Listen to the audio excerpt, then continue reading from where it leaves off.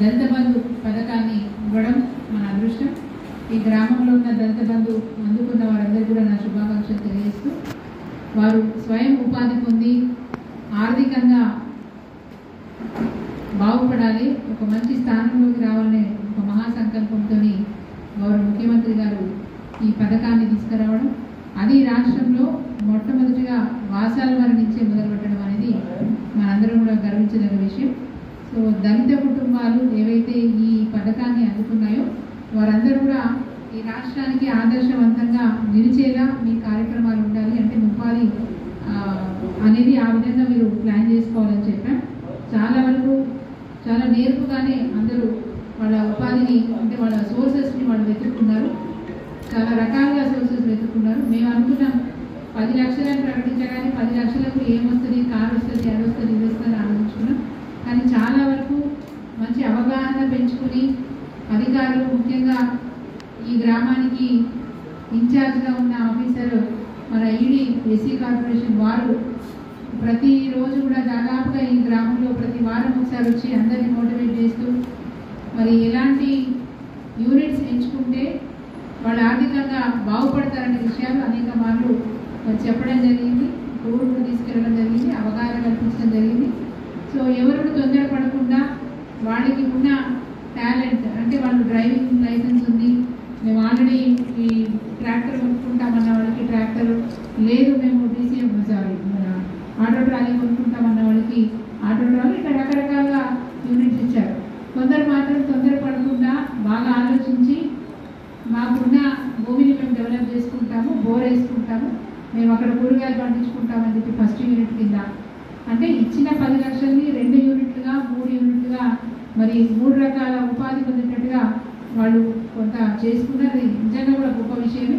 వాళ్ళు బాగా ఆలోచించి చేసుకున్నారు, ఎక్కడ నష్టపోకుండా ఇచ్చిన 10 లక్షల్ని సక్రమంగా వాడుకొని మరి వారు పొందే ఉపాధి ద్వారా మంచిగా నెలకు కొంత ఆదాయాన్ని సంపాదించుకుంటూ బాగుపడడానికి వాళ్ళు మంచి నిర్ణయం తీసుకున్నారు. అందుకు వారిని అభినందిస్తాము. ఈరోజు కూడా దళిత బంధు కార్యక్రమం ద్వారా ఒక 4గురికి మోటార్ వెహికల్స్ ఇస్తూ ఉన్నారు.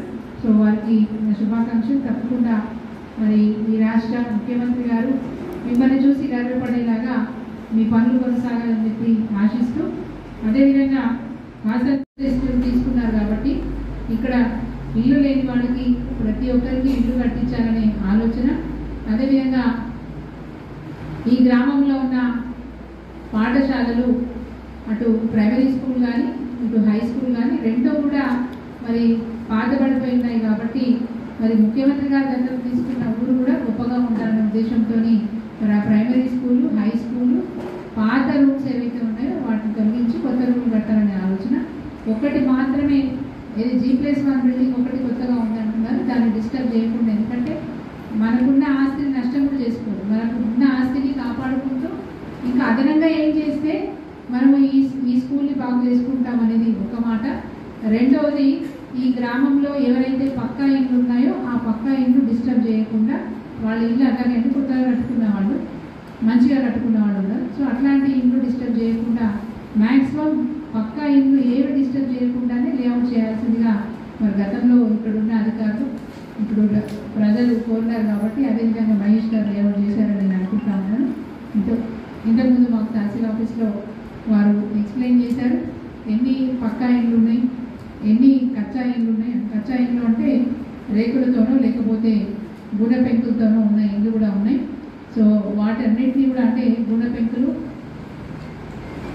రేకులతో ఉన్న ఇళ్ళన్నింటినీ కూడా మనం కొత్తగా కట్టిద్దాం అనుకున్నాం కాబట్టి దాని ప్రకారం లేఅవుట్ వారు ప్లాన్ చేసి ఉన్నారు.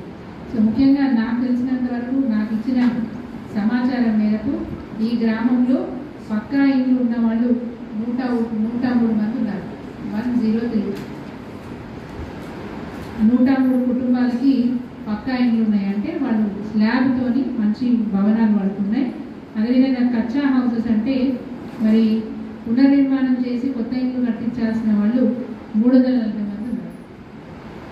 సో 340 మందికి ఇల్లు కట్టిస్తూ పక్కా హౌసెస్ ఎవరి అయినా తప్పనిసరిగా తీసివేయవలసి వస్తే వారికి కూడా ఇల్లు కట్టించే అవకాశం దీంట్లో ఉంది. ఈ లేఅవుట్లో దాంట్లో డిజైన్ చేసుకుంటాం. తప్పనిసరి అనే మాట ఎందుకు చెప్తానంటే గతంలో ఉన్న ఊరు ఎవరికి ఎక్కడ స్థలం ఉంటే అక్కడ ఇల్లు కట్టుకుంటూ పోయినారు. ఆ తర్వాత గ్రామ పంచాయతీ వ్యవస్థ ఏర్పడిన తర్వాత మరి వచ్చిన పాలక ఇంటికి మరి నల్లా కనెక్షన్ ఇవ్వడాలు లేకపోతే డ్రైనేజ్ కనెక్షన్ ఇవ్వడాలు ఇవి చేసుకుంటూ వచ్చినారు. కానీ ఏది కూడా మీకు తెలుసు, ఎక్కడ పడితే అక్కడ ఇల్లు కట్టుకున్నప్పుడు అవి కూడా క్రమబద్ధంగా ఉండవు. సో ఇప్పుడు లేఅవుట్లో ఏమవుతుందంటే కొన్ని రోడ్లు అయితే ఒక ఆటో ఆ రోడ్లో పోతే మళ్ళీ ఇంకొక వెహికల్ ఎదురుగా వస్తే మాత్రం ఆగిపోవాల్సిందే, ఒక్కటన్నా వెనక్కి పోయి వెహికల్ని ముందుకు వెళ్ళాల్సిన పరిస్థితి. సో అట్లా ఇరుకు రోడ్లు ఉన్నాయి కాబట్టి ఇరుకు రోడ్లతో పాటు ఆ రోడ్ల పక్కనే డ్రైనేజ్ వ్యవస్థ కూడా చేయవలసి ఉంటుంది.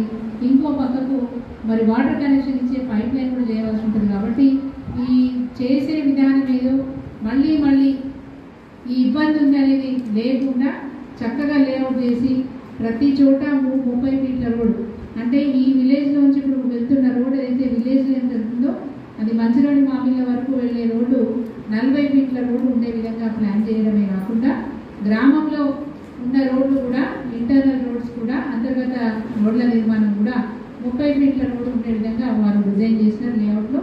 అదేవిధంగా పక్కకు కూడా కొంత ప్లేస్ ఉంటుంది. ఎందుకంటే మనం ఇల్లు కట్టిస్తున్నప్పుడు ఆ ఇల్లు కట్టిస్తున్న స్థలానికి ఈ రోడ్డుకి కొంత ప్లేస్ ఉంటుంది. ఆ ప్లేస్లో ఒకవైపు మరి వేరే వాటర్ కనెక్షన్ కోసం పైప్ లైన్, ఇంకొక వైపు డ్రైనేజ్ వ్యవస్థ కూడా ఏర్పాటు చేయబడుతుంది. సో ఇంత గొప్పగా డిజైన్ చేసినప్పుడు మరి ఊరు అందంగా అవుతుంది. ఒకటే యూనిఫామ్లో ఇల్లు కూడా వస్తాయి. రెండోది వారు చెప్పడం మర్చిపోయినట్టున్నారు, ప్రతి ఒక్కరికి కూడా 200 గజాల జాగాలో ఇల్లు కట్టిస్తూ ఉంటారు. సో చాలామంది ఏమంటారంటే నాకు 220 గజాల జాగా ఉంది కదా, నాకు 300 గజాల జాగా ఉంది కదా అంటారు. వాస్తవంగా లేఅవుట్ చేస్తే మనకున్న జాగాలో, ఎందుకంటే మన ఇంటి ముందర పెద్ద రోడ్ అయిపోతుంది, మన ఇంటి ముందర పైప్ లైన్ వస్తుంది, మన ఇంటి ముందర డ్రైనేజ్ వస్తుంది. సో ఇంత జరిగినప్పుడు తప్పకుండా మన ప్లాట్ సైజ్ కూడా తగ్గిపోతుంది. 40% ఈ డెవలప్మెంట్కే పోతుంది. అంటే రోడ్డు కానీ పైప్ లైన్ కానీ డ్రైనేజ్ కానీ వీటన్నిటికీ కూడా 40% పోతుంది. 40% పోకుండా మీకు తక్కువ శాతమే పోయేటట్టుగా ఈ ప్లాన్ అనేది ఉన్నది. సో కాబట్టి దీన్ని అందరూ ఆమోదించాల్సిందిగా నేను కోరుతా ఉన్నాను. 200 గజాలలో ఇల్లు కట్టించినాక కూడా మీకు ఇంకా మొత్తం ఎంత స్క్వేర్ ఫీట్స్ అంటే అది స్క్వేర్ యార్డ్స్ 200 గజాల స్థలంలో 60 గజాలలో మాత్రమే ఇల్లు కట్టిస్తారు. మిగతా 140 గజాల జాగా ఉంటుంది. రేపు భవిష్యత్తులో ఎవరైనా వాళ్ళ పిల్లలు పెళ్లిళ్ళు కావాల్సిన వాళ్ళు ఉంటే భవిష్యత్తులో మేము మళ్ళీ అదనంగా కట్టుకుంటామంటే పక్కకు మళ్ళీ ఇంకొక డిజైన్ కూడా వాస్తు ప్రకారం ఉంటేనే వాళ్ళు బాగుపడతారు, ఈ ఊరు బాగుపడుతున్న ఉద్దేశంతో ఈరోజు లేఅవుట్లో మీకు ఇల్లు కోసం ప్లాన్ ఏదైతే చేశారో ఆ ప్లాన్ కూడా పూర్తి వాస్తుని మరి ప్లాన్ చేయడం జరిగింది. దాంతోపాటు డబుల్ బెడ్రూమ్లు, అంటే 2 బెడ్రూమ్లు, ఒక హాలు, కిచెన్ ఉంటుంది. సో కొందరికి మీరు ఇచ్చేటప్పుడే మీరు రిప్రజెంటేషన్ ఇచ్చేటప్పుడు గ్రామ సభలలో మీరు మాట్లాడినప్పుడు కొందరు చెప్పారు, మా కొడుకు కూడా పెళ్ళైంది, మరి మా కొడుకు మేము అంత ఉపయోగించుకుంటే కష్టమవుతుంది అంటే అట్లాంటి వాళ్ళకి G+1 కూడా ప్లాన్ చేయడం జరిగింది. అంటే గ్రౌండ్ ఫ్లోర్లో 2 బెడ్రూమ్లు, హాలు, కిచెన్, మళ్ళీ పైన కూడా మెట్లేసి మేడ మీద కూడా 2 బెడ్రూమ్లు, హాలు, కిచెన్ ఉండేటట్టుగా మీకు నిర్మాణం చేయడానికి ఈ ప్లాన్ అనేది చేయబడింది. సో ఎవరికి కూడా ఇబ్బంది లేకుండా చాలా వరకు బాగా కట్టుకున్న ఇల్లు, పక్కా ఇల్లు డిస్టర్బ్ చేయకుండా వాటిని అట్లే ఉంచుతూ చాలా తక్కువ సంఖ్యలోనే ఆ ఇల్లు పోతున్నాయి. వాళ్ళకు కూడా ఇల్లు కట్టించే విధంగా ఈ ప్లాన్ అనేది జరుగుతుంది. అట్లాగే ప్రతి ఇంటి పైన వాటర్ ట్యాంక్ ఉంటుంది. అంటే మీకు నీళ్ళు వచ్చినప్పుడు వాటర్ ట్యాంక్లోనే నీళ్ళు నిండుతాయి. సో మీకు ఇంట్లోనే కిచెన్లో కానీ మీకున్న బాత్రూమ్ ఫెసిలిటీలో కానీ తప్పకుండా మీకు అక్కడ ట్యాప్ ఉంటుంది. అక్కడే మీరు నీళ్ళ వినియోగం కూడా ఇబ్బంది లేకుండా ఉంటుంది. ఇంటి లోపల ఒక్క టాయిలెట్ వస్తుంది, అంటే బాత్రూమ్ టాయిలెట్ ఇంట్లో వస్తుంది అటాచ్డ్గా. ఇంకొకటి మెట్ల కింద వస్తుంది. ప్రతి ఇంటికి మెట్లు కూడా ఇస్తున్నాం కాబట్టి, స్లాబ్ వేస్తున్నాం, మెట్లు ఇస్తున్నాం కాబట్టి మెట్ల కింద కూడా మనకు ఒక బాత్రూమ్ టాయిలెట్ వస్తుంది. సో ఈ విధంగా ఈ డిజైన్ అనేది చేయడం జరిగింది. మంచిగా వెసులుబాటుతో ఈ నిర్మాణం జరుగుతుంది కాబట్టి మరి గ్రామంలో ఉన్న ప్రతి ఒక్కరు కూడా సహకరించాల్సిందిగా కోరుతా ఉన్నాను. మనకి గ్రామ పంచాయతీ బిల్డింగ్ కూడా చాలా చిన్నగా ఉంది. గ్రామ పంచాయతీ బిల్డింగ్ కూడా కొత్తది నిర్మాణం చేసుకోవాల్సి ఉంటుంది. దాంతోపాటు పక్కనే మహిళా సంఘాలు మీటింగ్ పెట్టుకోవడానికి కూడా ఒక భవనం కూడా మనం నిర్మాణం చేసుకోవాల్సి ఉంటుంది. ఇప్పటికే మనకి మిల్క్ కలెక్షన్ సెంటర్ ఉన్నది. అది ఇప్పుడు మనం చేసిన ప్లాన్లో మిల్క్ కలెక్షన్ సెంటర్ మనం డిస్టర్బ్ చేస్తలేము, దాన్ని అట్లనే ఉంచుతున్నాం, దాన్ని ముట్టుకుంటలేము. ఒకవేళ తప్పనిసరిగా ముట్టుకోవాల్సిన పరిస్థితి వస్తే తప్పకుండా కొత్తది కట్టివ్వాల్సింది. అట్లాగే మనకున్న ప్రాథమిక పాఠశాల కానీ జిల్లా పరిషత్ పాఠశాల కానీ ఈ రెండింటిని కూడా అంటే హై స్కూల్ ప్రైమరీ స్కూల్ కూడా ఇప్పుడు ఉన్నవి కొంచెం పెద్దగా చేసి లోపల గ్రౌండ్ ఉండే విధంగా నిర్మాణం చేయాలని చెప్పి కోరడం. అదేవిధంగా ప్లాన్లో కూడా దీన్ని ఇన్కార్పొరేట్ చేస్తున్నారు. అదేవిధంగా నేను కూడా గత చాలాసార్లు వాసాల వరకు రావడం జరిగింది. కొన్నిసార్లు దళిత బంధు సంబంధించిన యూనిట్స్కి గ్రౌండింగ్ కొరకు, కొన్నిసార్లు కన్వర్జెన్స్ మీటింగ్ కొరకు, కొన్నిసార్లు శ్రమదానం కొరకు, తర్వాత గ్రామసభ ఏర్పాటు చేసి ఎలా లేఅవుట్ డెవలప్ చేయాలనేది రావడం జరిగింది. ఇంతకుముందు ఒక 2-3 సార్లు కూడా డీటెయిల్గా కూర్చొని లేఅవుట్ ఎలా చేయాలనేది డిస్కషన్ చేయడం జరిగింది. ఆ రోజు కూడా మీ అందరి ముందే మనీష్ గారు రావడం జరిగింది. కొన్ని విషయాలు డీటెయిల్గా చర్చించారు. ఈరోజు కూడా మీ అందరు కోరిన విధంగా మీ అందరూ చేసిన తీర్మానాన్ని దృష్టిలో పెట్టి ఒక డ్రాఫ్ట్ లేఅవుట్ అయితే ప్రిపేర్ చేయడం జరిగింది. మీ అందరితో ఈరోజు షేర్ చేస్తారు. మీ సర్పంచ్ గారు, ఎంపీటీసీ గారు, గౌరవ ఎమ్మెల్యే గారు అందరు ఇచ్చిన సలహా సూచనల మేరకు అది తయారు చేయడం జరిగింది. వాళ్ళ అభిప్రాయం కూడా తీసుకుని దాంట్లో ఇన్కార్పొరేట్ చేశాను. సో ఈరోజు మనీష్ గారు మీకు కొంచెం బ్రీఫ్గా ఎక్స్ప్లెయిన్ చేస్తారు, డ్రాఫ్ట్ లేఅవుట్ కూడా చూపిస్తారు.